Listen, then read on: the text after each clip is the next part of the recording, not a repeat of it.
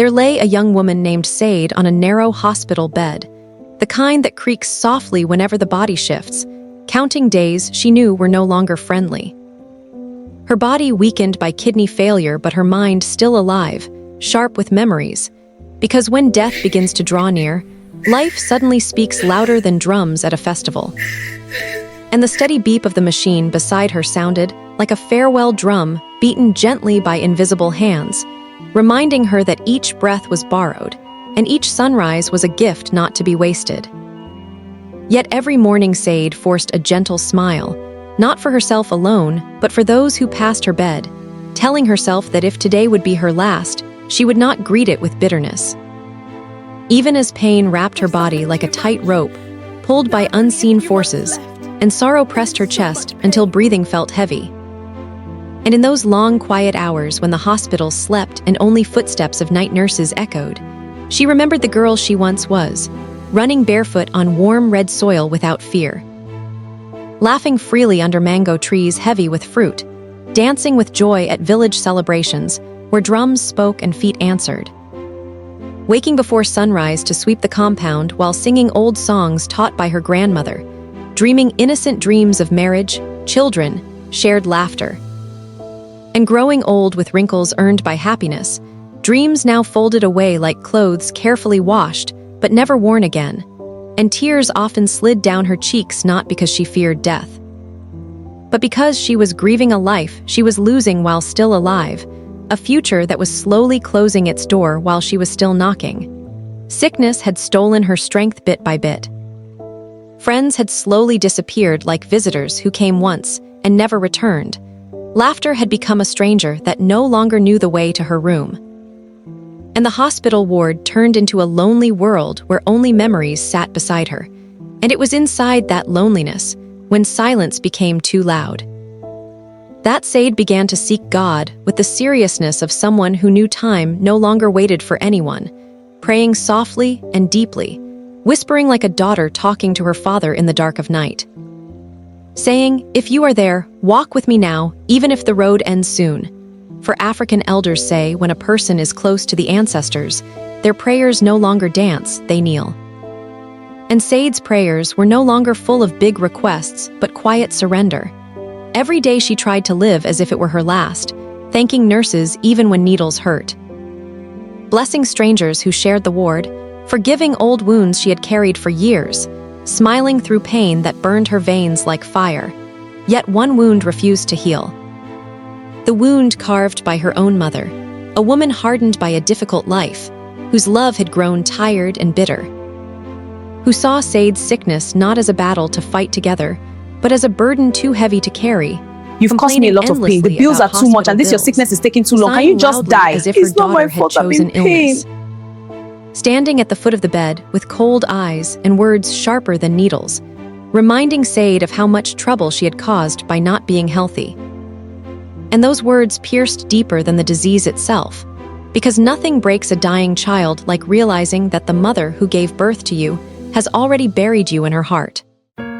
Many nights after her mother left in anger, Sade would turn her face to the wall and cry silently so no one would hear, asking God questions only the broken ask.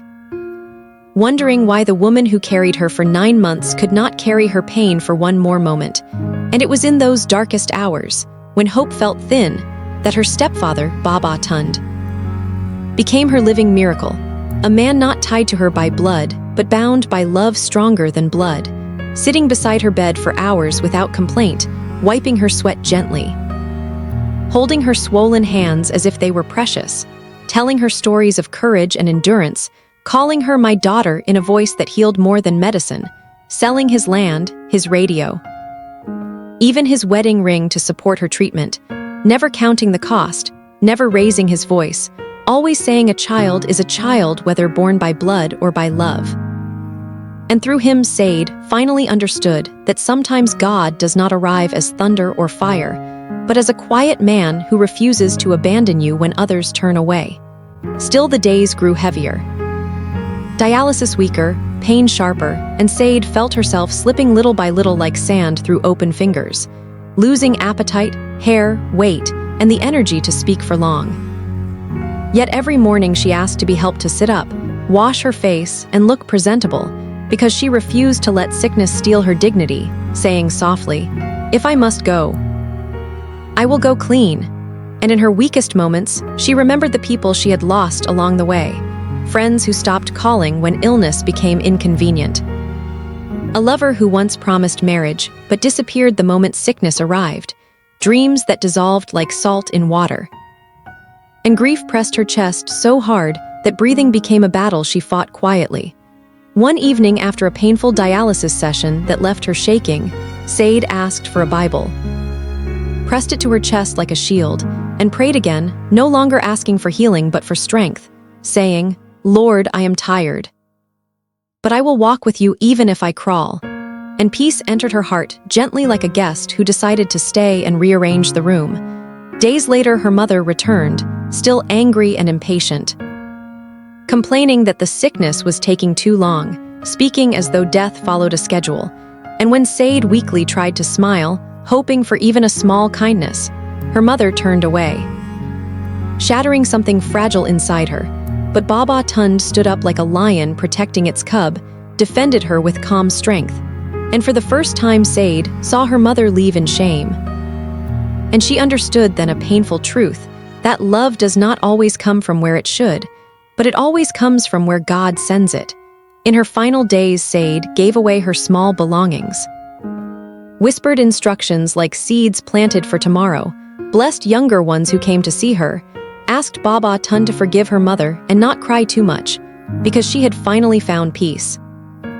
And on her last night, when the ward was quiet and the moon hung low like an old watcher who had seen many endings, she held Baba Tund's hand as he prayed through tears, smiled softly as memories of laughter, dances, and songs passed before her like a gentle parade, and whispered, "I lived, even if not long."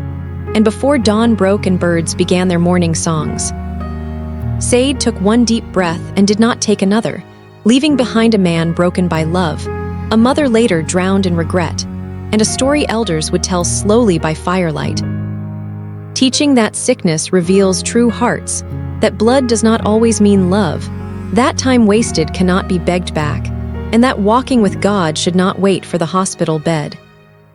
Because when death finally knocks, only love, faith, and the good we did will answer, reminding us all, young and old, that life is short, kindness is everything, and tomorrow is promised to no one.